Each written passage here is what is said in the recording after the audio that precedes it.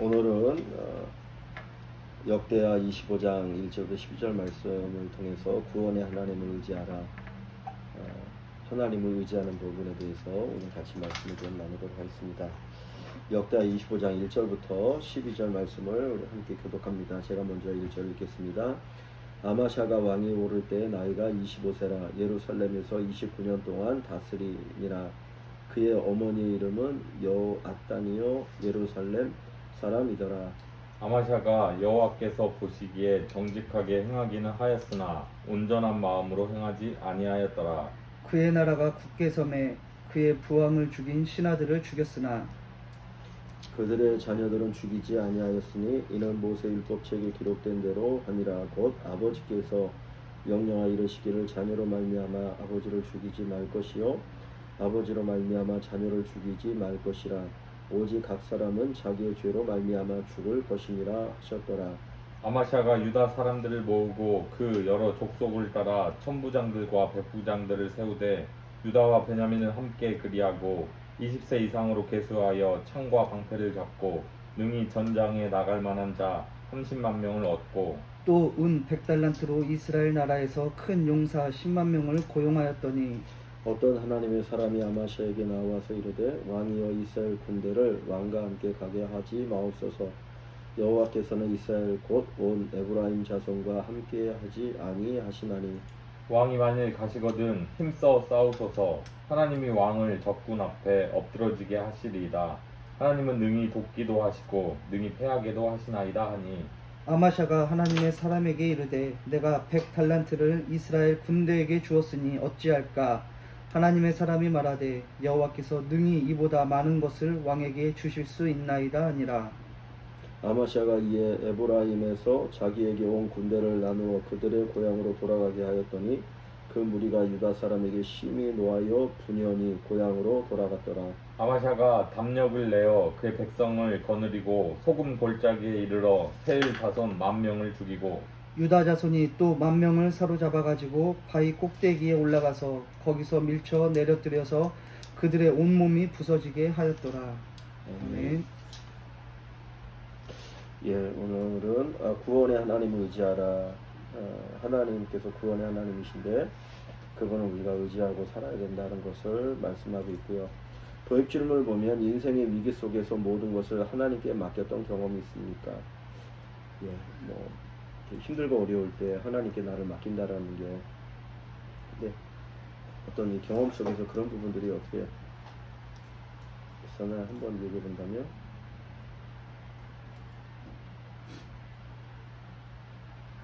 저 같은 경우에는 이제 좀 사기 맞아서 한참 힘들어서 빛이 있고 막 그럴 때 뭐 어떻게 해야 되나 아무것도 안 보이고 막 그랬는데 그럴 때 좀 안 좋은 생각들이 되게 많이 사로잡혀 있었는데 그럴 때 결국에 이겨낼 수 있었던 것은 신앙이었던 것 같습니다. 그래서 좀 안 좋은 생각들이 계속 머릿속에 다 사로잡혀 있었는데 그럴 때마다 한 번 더 예배 시간이 있으면 한 번 더 예배 시간 참석을 하고 또 기도하고 그때 기도를 참 많이 했었던 것 같습니다. 그래서 그런 상황 속에서 결국에 보니까 좀 그런 위기들이 있었는데 결국에는 마지막에 그래도 그 헤쳐나가는 과정이 힘들긴 했지만 그래도 잘 마무리가 됐었던 그랬던 기억들이 있습니다.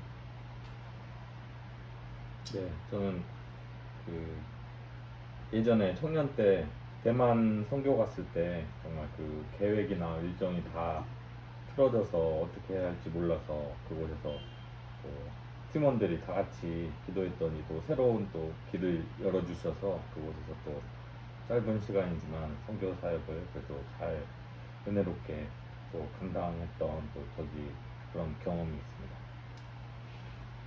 예. 하여튼 뭐 인생은 위기의 연속이죠. 어떻게 보면. 근데 그 위기가 당해서 오히려 기회가 되어지거나 이제 축복이 되어지는 경우가 많은데 그때 이제 하나님 의지하며 나가는 때 하나님께 도우시는 손길들을 경험하는 것 같아요. 그러니까 큰 일 속에서도 뭐 이제 교회 건축할 때도 그런 부분들도 또 많이 경험하기도 했는데 하나님께 맡기는 게 이제 어떻게 맡길 수 있겠느냐의 문제겠죠. 오늘 이제 본문이 보는 것처럼 한번 본문을 볼까요? 1번 성경은 아마시아의 행적을 어떻게 평가하고 있습니까? 성도나 하나님 앞에서 어떤 신앙을 가져야 합니까? 아마시아 왕이 누군가요? 요아스의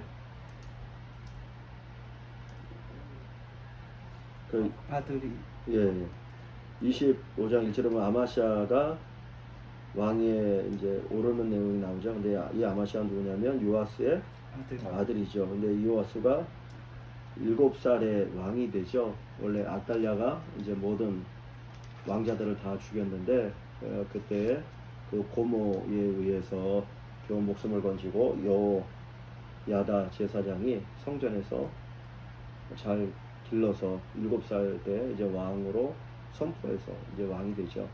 그래서 사실은 여호야다가 제사장 있을 동안은 하나님을 잘 섬겼는데 그 이후에는 좀 이제 하나님을 떠난 믿음으로 하지 않은 일들이 있었어요. 그래서 나중에 백성이 여호야다를 죽여버립니다. 그리고는 이제 그 아들 아마시아를 왕으로 세워서 아마시아가 이제 왕이 되어지죠. 그 내용이 이제 본문에 나오는 것이고, 또 그 여호야다 제사장의 아들 스가랴를 이 요아스가 죽여버리는 사건이죠.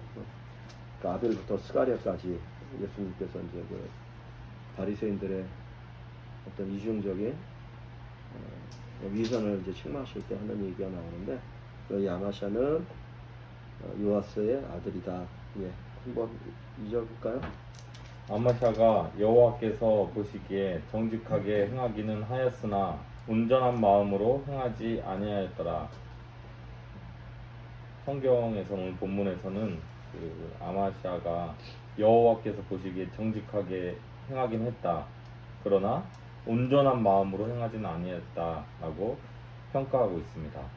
그 사건이 오늘 또 본문을 통해서 잘 드러나는데, 그 하나님 말씀을 들을 때도 있었지만 전심을 다해서 정말 하나님께 그 온전한 마음을 드리는 그런 신앙은 아니었다라고 평가를 하고 있습니다. 이것을 보면서 우리 성도는 하나님께서 보시기에 정말 하나님께서 또 부름 받은 그때로부터 정말 항상 마음이 하나님께 온전히 향해야 된다라고 또 생각이 듭니다. 그래서 아마샤나 또 그 아버지 요아스 왕과는 좀 다르게 한결같이 정말 그 믿음이 또 한결같이 하나님만 바라는 그 신앙을 가져야 된다라고 생각이 듭니다. 예. 아마시아에 대한 평가는 여호와께서 보시기에 정직하게 행했다. 그죠? 그러니까 하나님께서 긍정적으로 평가하는 것이죠. 그러나 온전한 마음으로 행하지는 아니했다는 건 100%가 아닌 거죠. 그러니까 부정과 긍정을 평가할 때 긍정적인 면이 많이 있지만, 그러나 정말 하나님께서 완전히 흡족하실 만큼의 그런 왕이 안 됐다라고 하는 걸 얘기하는데, 사실 이제 그 긍정적인 데서 완전히 하나님 흡족하는 그 부분까지 나가는 게 사실은 이게 되게 어렵거든요. 그러니까 이제 누가 예전에 그 얘기를 하더라고. 그 물리를 전공했던 목사님이 이렇게 90%의 90%의 순도 금을 만드는 거에 들어가는 그 노력과 90%의 금을 99%의 금으로 만드는 노력은 같고, 99%의 금을 90에서 99%로 만드는 그 노력이나 99%의 금을 99.9%의 순도의 금으로 만드는 데 들어가는 노력은 같다는 거니까 이게 갈수록 이제 어려워진다는 거죠. 그러니까 사실 운동선수들 그렇잖아요. 어느 정도까지는 쭉쭉 올라가지만 거기서 조금 더 발전하는 게 이제 사실은 어렵습니다. 어떻게 보면 우리가 이렇게 온전히 하나님을 의지한다는 것 자체가 쉬운 일이 아니다 보니까 그래서 대충 다 이렇게 타협하는 것이 타협. 적당히 타협하면서 그냥 어느 정도는 긍정적이지만은 진짜 하나님 보실 때 부족한 부분들이 있게 되는 모습들이 나타나는데, 이 아마샤는 이제 일반적으로 볼 때는 하나님 앞에 정직히 행했지만 그러나 온전한 마음으로 행하지는 아니하였더라. 좀 안타까운 마음을 가지고 이에 대한 평가를 하고 있죠. 자, 2번을 볼까요? 아마샤가 은 100달란트로 행한 일은 무엇입니까? 아마샤의 행동이 잘못된 이유는 무엇입니까? 예. 또 은 100달란트로 이스라엘 나라에서 큰 용사 10만 명을 고용하였더니 이스라엘에서 큰 용사 10만 명을 아마샤가 고용을 했습니다. 이런 아마샤의 행동이 잘못된 이유가 7절 하반절에 보면은 말씀하고 있듯이 여호와께서는 이스라엘 곧 에브라임 자손과 함께 하지 아니하시나니라고 말씀을 하면서 하나님께서 이스라엘 자손과 함께 하시지 않는다라고 이렇게 말씀을 하고 있습니다. 그래서 여기서 하나님께서 이스라엘과 자손과 함께 하시지 않는다라는 걸 살펴봤을 때는 결국에는 이스라엘이 하나님의 말씀에서 벗어나서 그런 불순종의 삶을 살고 있다라는 것을 간접적으로 이렇게 말씀을 통해서 보여주고 있는 것 같습니다. 그래서 결국에는 하나님께서 원하시지 않는 그런 잘못된 연합은 잘못된 것이라는 것을 보여주고 있는 것 같습니다. 예. 여기 왜 이제 그 7절을 질문인데 6절의 질문인데 은 100달란트를 가지고 뭘 한 겁니까? 용병을 구한 용병을 고용한 거죠. 네. 북이스라엘에 용병을 구했잖아요. 근데 그 이유가 뭐예요? 에돔과의 전쟁을 치르기 위해서. 그죠. 뒤에 가보면은 네. 세일 자손과의 전쟁을 얘기하니까 세일 자손이라는 거는 이제 에돔 사람들이겠죠. 원래 세일산 밑에 에돔 사람이 있으니까 에서의 후손들. 그러니까 에서의 후손들하고 그들이 침략을 한 건지 아니면 뭐 처절한 모르겠지만 하여튼 전쟁을 하려고 하다 보니까 이제 군사를 모으는데 유대 군사가 몇 명인가요? 30만 명. 5절에 보면 이제 30만 명, 그죠? 전쟁에 날 만한 군사가 30만 명인데 이거 갖고는 좀 우리가 부족하겠다 생각하니까 이제 북쪽에서 10만 명의 군사를 돈 주고 사가지고 오는 거죠. 네. 그래서 40만 명의 군사로 전쟁을 하려고 한다 하는 내용이 여기 얘기죠. 근데 이제 하나님께서 그거를 거절하시죠. 그 이유가 이제 3번의 질문인데 어떤 하나님의 사람이 아마샤에게 권면한 내용은 무엇입니까? 혼탁한 세상 속에 성벽이 필요한 신앙은 무엇입니까? 그랬는데 예. 어떤 하나님의 사람이 아마샤에게 나와서 이르되 왕이여 이스라엘 군대를 왕과 함께 가게 하지 마옵소서. 여호와께서는 이스라엘 곧 온 에브라임 자손과 함께 하지 아니하시나니. 예. 이렇게 이제 아마샤 왕이 북이스라엘 용병을 고용했을 때 하나님의 사람이 나와서 함께 가지 말라. 왜냐하면 하나님께서 그 북이스라엘 곧 온 에브라임 자손과 함께하는 것을 원하지 아니하신다라고 권면을 하고 있습니다. 즉 북이스라엘이 당시에는 하나님을 떠나서 우상을 숭배했기 때문에 하나님께서는 그들과 또 함께하는 것을 또 원하지 아니하셨던 것 같습니다.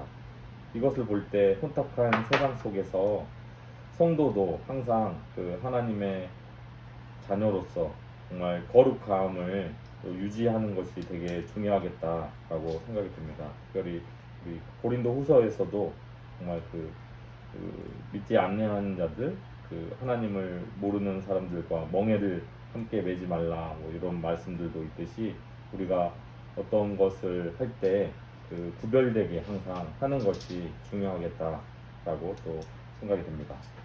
예. 그러니까 하나님께서 지금 이제 이 아마샤가 북쪽의 군사 10만 명을 고용했던 이유는 자기의 군사력 가지고는 전쟁을 이길 수 없겠다라는 생각을 한 거잖아요. 그죠? 그러니까 내가 부족하니까 그 부족한 부분을 채워야 되는데 그 부족한 부분을 채우기 위해서 북이스라엘에 군사 10만 명을 데려다가 이제 같이 전쟁에 나가려고 하는 거잖아요. 근데 하나님께서 그것을 거절하시죠. 거부하시고 그가 잘못됐다. 그리고 하나님께서 말씀하시는데 그 이유가 뭡니까? 아까도 얘기했지만 결국은 북이스라엘이 이제 불신인 거죠. 불신, 하나님에 대한 불신. 그러니까 아마샤도 하나님 온전히 의지하지 않은 것이고 또 그 북이스라엘 사람들이 어떤 믿음의 사람들이 아니기 때문에 그들과의 연합이 아마샤에게 좋지 않은 결과를 가져올 수 있고 신앙이나 모든 면에서 그렇기 때문에 하나님께서 함께하는 것을 거절하고 계시는 것이죠. 그러니까 우리가 어떤 어려움을 해결하려고 할 때 그냥 무조건 이 어려움이 해결되어지면 좋으니까 아무하거나 손잡고 어떤 방법이든지 괜찮다라고 생각하게 되어지면 결국은 그것이 본인에게 손해가 될 수 있고 또 신앙의 마이너스가 될 수 있으니까, 그래서 정말 위기 때에도 내가 손을 뻗칠 수 있는 데가 있고 손을 뻗치면 안 되는 데가 있는 거죠. 그거를 구별할 줄 알아야죠. 그걸 제대로 구별할 줄 알아야지. 우리가 앞부분에서 쭉 보았지만 여호사밧 왕 때에 그 자기 아들 여호람을 누굽니까? 그 아합과 이세벨의 그 딸과 결혼시키잖아. 그때는 이제 막 이렇게 같이 관계를 맺고 그러잖아요. 그것 때문에 결국은 이세벨에 의해서 아들들 다 죽었잖아. 그러니까 이 뭡니까? 이 아마샤의 아버지가 겨우 목숨을 건져서 왕이 되고 나머지 형제들은 다 죽임을 당하는 비극, 그리고 그 남유다도 바알 숭배로 가득하게 되어지고, 이제 이런 부분 속에서 단순히 문제 하나 해결한다고 움직였다가 오히려 그 문제 해결하는 게 아니라 정말 더 중요한 거를 다 잃어버리는 그런 어떤 결과를 가져올 수 있는 거죠. 그래서 하나님께서 이걸 거절하고 있는 것을 말씀하죠. 자, 4번을 보면 하나님의 사람은 하나님은 어떤 분이라고 말합니까? 우리에게 하나님은 어떤 분이십니까? 왕일만이 가시거든 힘써 싸우소서. 하나님이 왕을 적군 앞에 엎드러지게 하시리이다. 하나님은 능히 돕기도 하시고 능히 패하게도 하시나이다 하니. 하나님의 사람은 하나님은 능히 돕기도 하시고 패하게도 하시는 하나님이시다라고 이렇게 말씀하고 소개를 하고 있습니다. 표현을 하고 있습니다. 또 우리에게 하나님은 어떤 분입니까의 질문에서는 결국에는 전쟁의 승패가 하나님께 있다는 것을 말씀하고 있듯이 우리 삶의 모든 영역이 하나님께 있는데, 특별히 우리가 늘 삶에서 신앙을 가지면 항상 이긴다라고만 생각을 하고 살아가고 있는 것 같은데, 때로는 이기는 것도 가장 중요하긴 하지만 때로는 실패를 통해서도 우리가 하나님의 다스림을 받는다라는 사실을 또 오늘 말씀을 통해서 깊게 또 묵상할 필요가 있는 것 같습니다. 예. 자, 여기 보면 그 8절이죠. 하나님은 돕기도 하고 패하게도 하신다.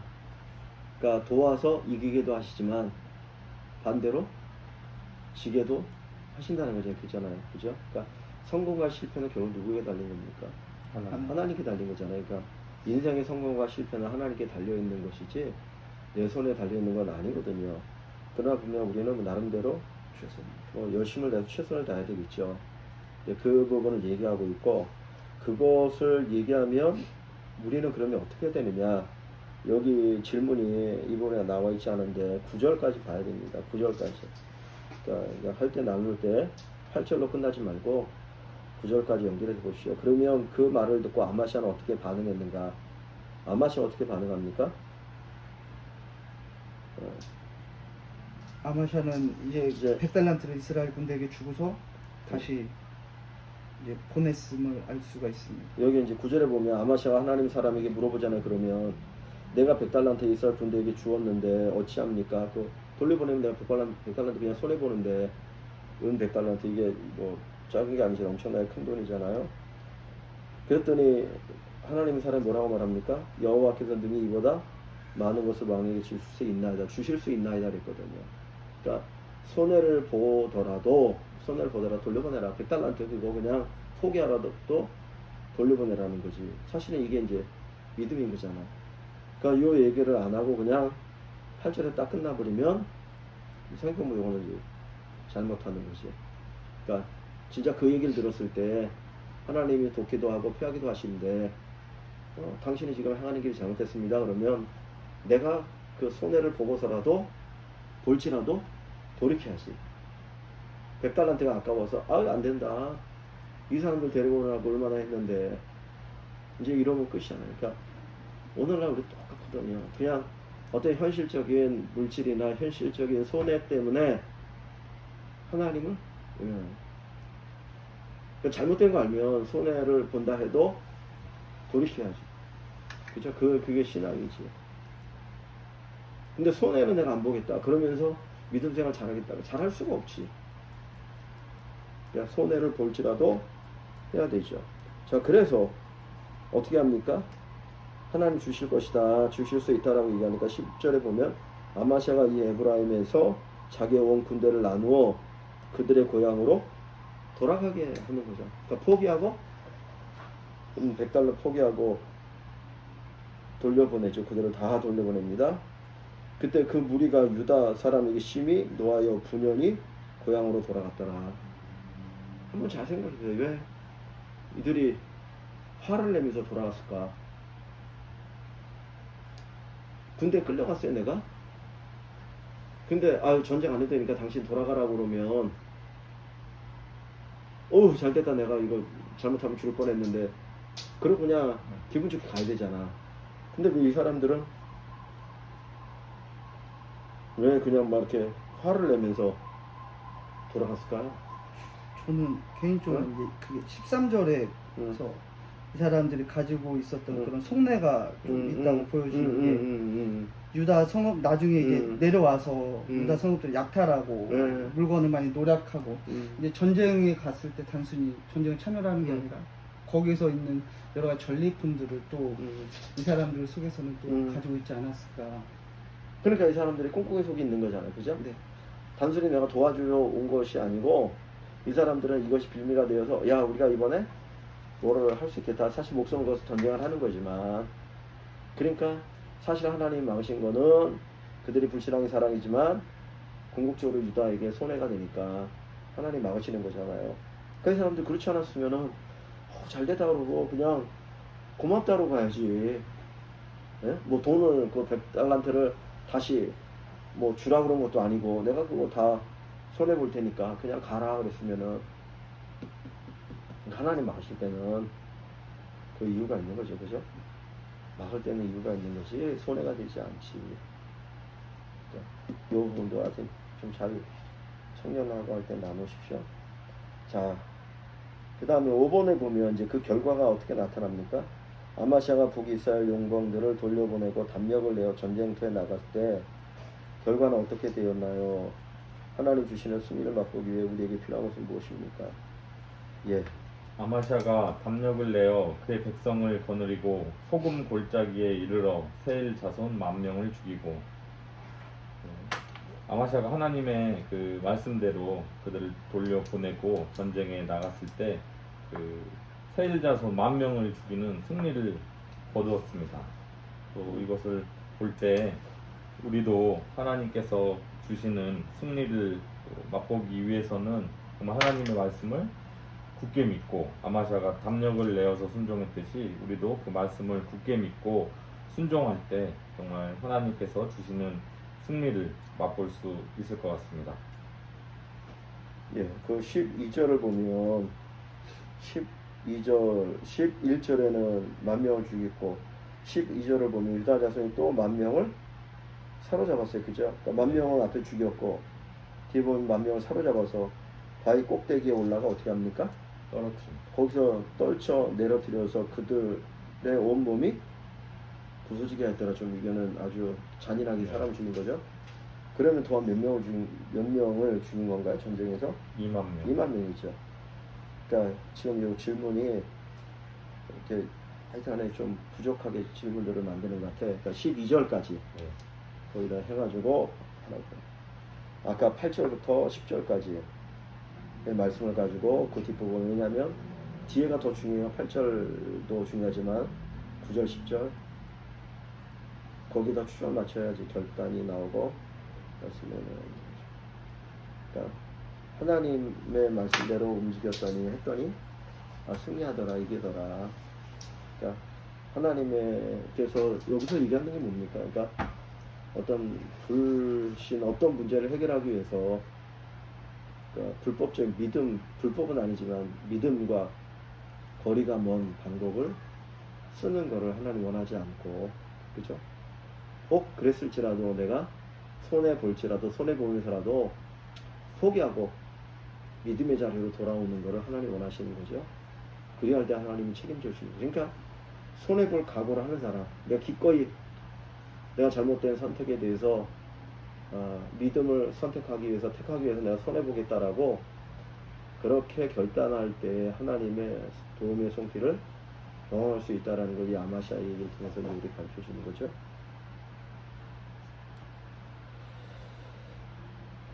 요즘 내가 하나님보다 더 의지한 대상이 무엇인지 함께 나누고 오늘 깨달은 점을 나누어보라. 하나님보다 더 의지하는 대상이 뭐냐? 하나님 주신 놀라운 승리를 경험하기 위해 삶의 강경에서 어떤 모습으로 살아야 할지 정하십시오.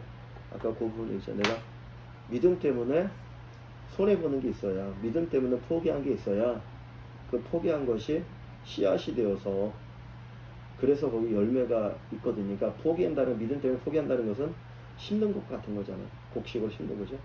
사실 헌금을 드린다라고 하는 것도 하나님 앞에 믿음으로 나의 어떤 그만큼의 누릴 수 있는 거를 포기하는 거잖아요.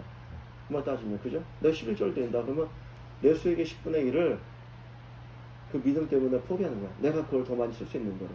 근데 하나님은 그것을 심은 거로 보시는 거지.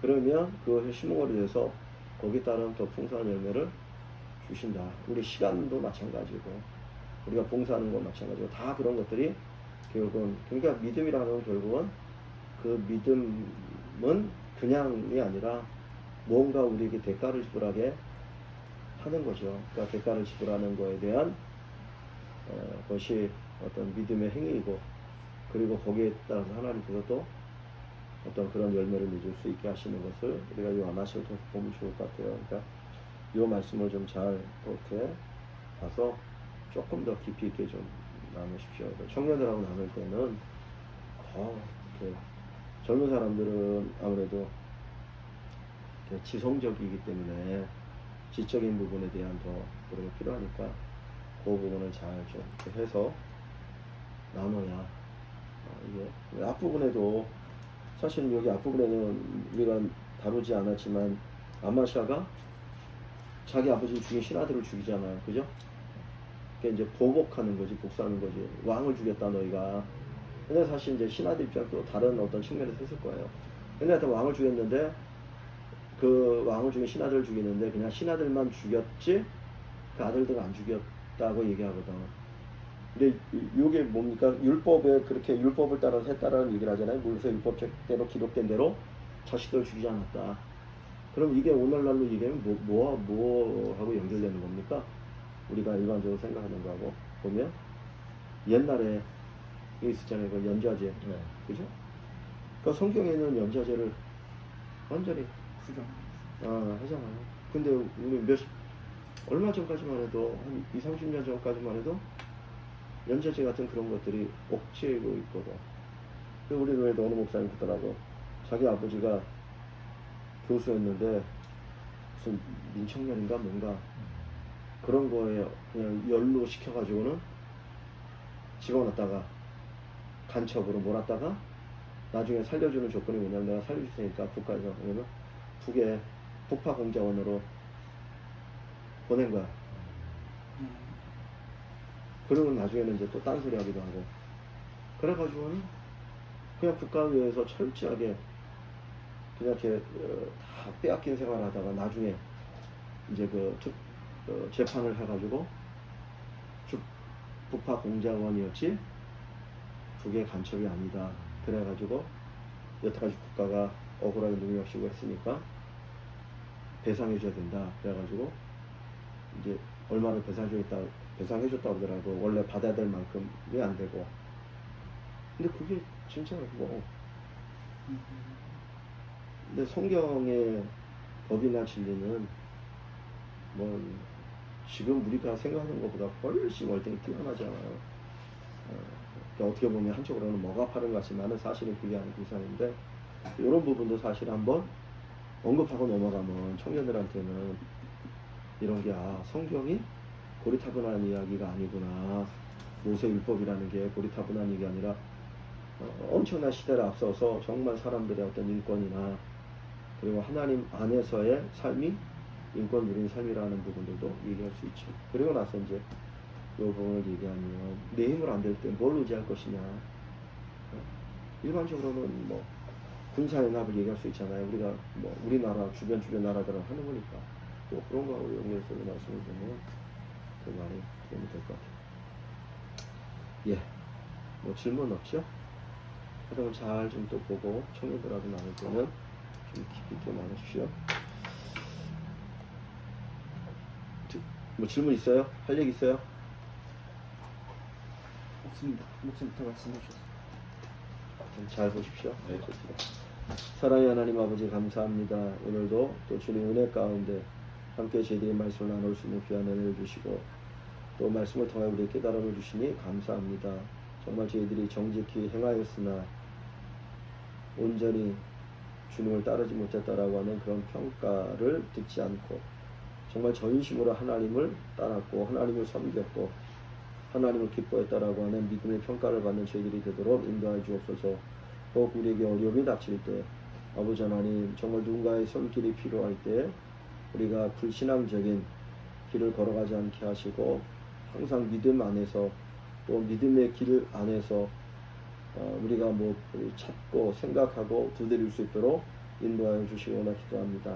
하나님은 정말 손해를 본다 할지라도 믿음의 길을 벗어나지 않기를 원하시는 것 우리가 기억하기를 원하고 혹 내가 손해를 본다 할지라도 큰 대가를 치른다 할지라도 기꺼이 믿음의 길로 다시금 또 돌이키는 저희들이 되어서 하나님의 능력을 또 풍성하게 체험하게 하시고 하나님의 살아계심에 대한 그 놀라운 고백이 있도록 인도하여 주시옵소서. 하나님께서 또 이 말씀을 나눌 모든 분들이 함께 하시고 청년들에게도 은혜를 주시고 정말 주님을 더욱더 깊이 알아가게 하시고 믿음의 성장과 성숙이 있도록 인도하여 주시옵소서. 예수님 이름으로 감사하며 기도하옵나이다. 아멘.